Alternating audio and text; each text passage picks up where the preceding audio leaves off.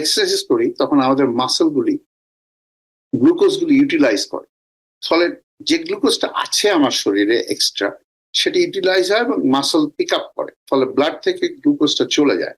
এই জন্য দেখা যাচ্ছে যে আপনি যদি ভাত খাওয়ার পরে বা রাতের ডিনার খাওয়ার পরে আপনি যদি হাঁটেন 15-20 minute, it really helps you a lot. এবং একটুখানি জোরে হাঁটতে হবে, ঢেকি ছাটা চালের রাইস অথবা আউশ চালের রাইস অথবা আপনার ব্রাউন রাইস খাই, তাহলে ওইটাতে একটুখানি নিউট্রিশন বেশি, ওটাতে গ্লাইসেমিক ইন্ডেক্সটা কম। প্রত্যেক চিকিৎসকের নিজস্ব কিছু ওয়ে থাকে, তিনি তার রোগীকে সেগুলো দিয়ে হেল্প করবার চেষ্টা করে। তো আপনি আপনার পেশেন্টদের জন্য কি ধরনের প্রিভেন্টিভ মেজার্স গুলো আপনি কমনলি অ্যাডভাইস করেন এবং তাদেরকে ইনফ্লুয়েন্স কিভাবে করেন?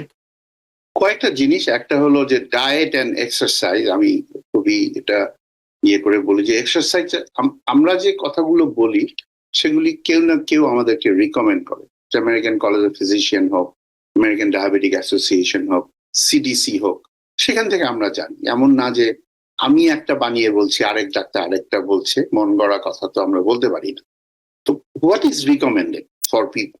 আমরা বলি যে একটা 1800 ADA ডায়েট মানে হলো যে আপনি দিনে 1800 ক্যালোরির বেশি খেতে পারবেন না, প্লাস আপনাকে মনে রাখতে হবে যে you have a active life, মানে হাঁটাহাঁটি করছেন, কাজ করছেন। আমরা তো অনেকেই কাজ করি, প্লাস আমাদের হয়তো ডায়াবেটিসও আছে। তার মধ্যে একটা কথা খুব ইম্পর্টেন্ট, যে সপ্তাহে 150 মিনিট এক্সারসাইজ করতে হবে। এক্সারসাইজ মানে এই না যে আপনাকে একেবারে ডাম্বেল তুলে তুলে এক্সারসাইজ করতে হবে। মডারেট এক্সারসাইজ যেটাকে বলে সেটা হলো যে আপনার হার্ট রেটটা বেড়ে যাবে, আপনি স্পিড ওয়াকিং করতে পারেন, আপনি দৌড়াতে পারেন, একটা সাইকেল, স্ট্যান্ড অ্যালোন সাইকেল যেগুলি আছে সেগুলি কিনে বাইসাইকেল বাসায় এক্সারসাইজ করতে পারেন।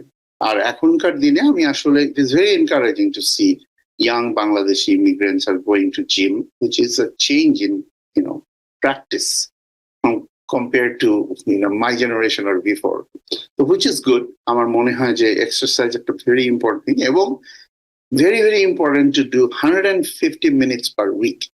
এবং দেখা গেছে যে কেউ হয়তো ভাবলো যে আমি কুইন্স থেকে সাইকেল চালিয়ে ম্যানহাটনে যাবো, আসবো, 150 মিনিট একদিনেই করে ফেলবো।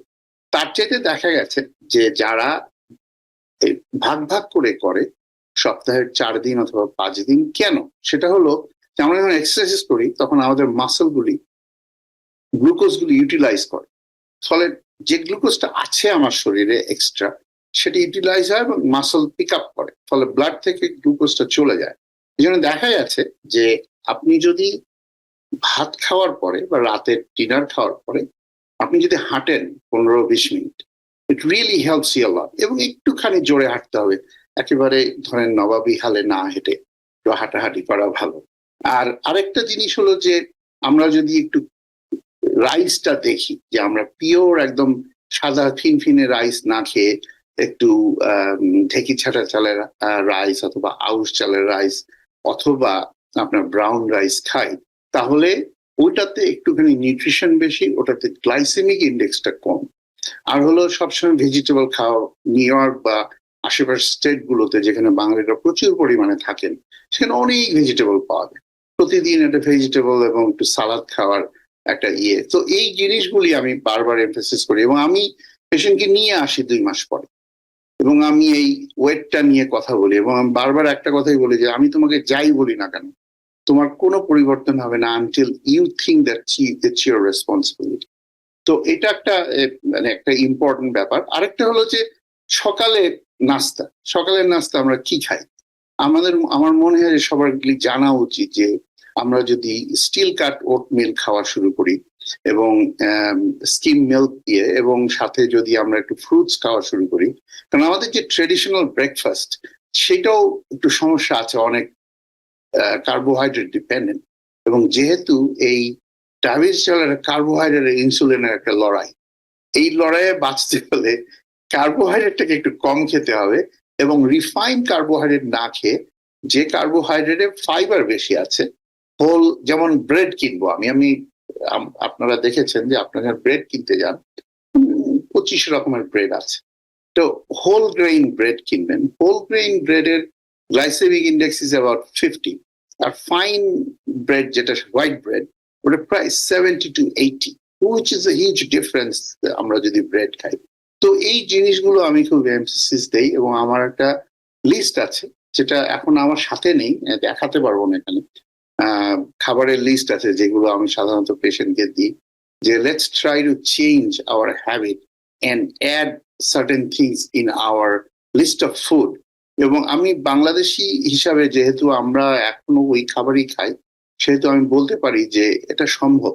আমরা যেমন, আমি একটা উদাহরণ দিই, আমি আমার পেশেন্টকে বলি যে 5 গ্রেইন ফুড, সেটা হলো এক মুঠো ভেজিটেবল, ফাইবার ভেজিটেবল, আলু কিন্তু ভেজিটেবল না, মনে রাখতে হবে। তো এক মুঠো ভেজিটেবল, এক মুঠো ডাল, এক মুঠো ওটমিল, এক মুঠো ব্রাউন রাইস, এই চারটা মিলা, আর হলো যে স্পাইস দিতে চান, হলুদ, মরিচ, লবণ, এটা দিয়ে একটা খিচুড়ি বানালে এই খিচুড়িটা much more nutritious and less glycemic than regular food. Oatmeal use অনেক হ্যাঁ, ওটমিল ইউজ করতে বলছেন আপনি। হ্যাঁ, এবং খুব মজা হয়, আমি নিজে করে খেয়ে তারপরে বলি।